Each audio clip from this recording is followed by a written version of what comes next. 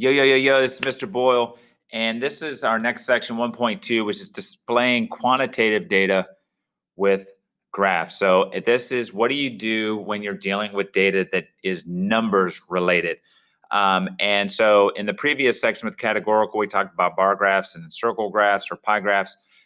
In this one, we're going to talk about dot plots, stem plots, histograms, and what have you. Stem plots are pretty much like it's a number line, and you put the dots above the line to represent each number. Stem plots are a stem and leaf. That is something I find every year people struggle with, and we'll do some of those in class.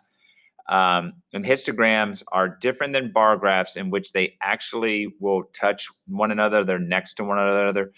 And they have equal width of lengths, and it usually deals with frequencies or percents. Frequencies are the counts, percents are relative frequencies. We have something that when you are asked to talk about or describe the pattern of the distribution of so this keywords here, of a variable or sample, you're always going to do something called SOCS, which is right here. So SOCS.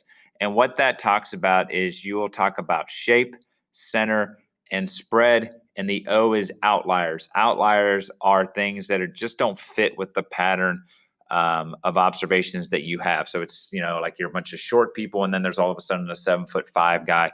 That's the outlier.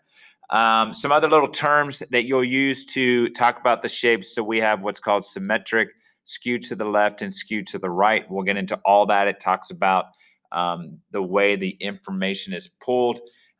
Just so you know, skewed to the left means that there are only a few data points that go to the smaller side, so are pulling to the left. If it's skewed to the right, that means that the data is getting pulled toward the higher side, which means there's only a few of them. So the majority of clump would actually be on the left. We'll work on that. It can be kind of confusing, but once you get it, you're good to go. And then just make sure, again, this is kind of the repetitive or thing that I want to make sure you understand. Comparing data, you always talk about shape, center, spread, and outliers. It's SOCS. The other little thing is it's only for quantitative data. We have a saying that you don't put socks on cats. You don't do socks on categorical data. It's just not you can't do it. So when you are dealing with histograms, those are for quantitative data. So numbers always have histograms. If it's categorical data, so like this, then you're going to do bar graphs. And then make sure to use relative frequency histograms when comparing data sets for different sizes, because can throw you off a little bit if your sample sizes are different. That's 1.2. This is Mr. Boyle, and I'm out.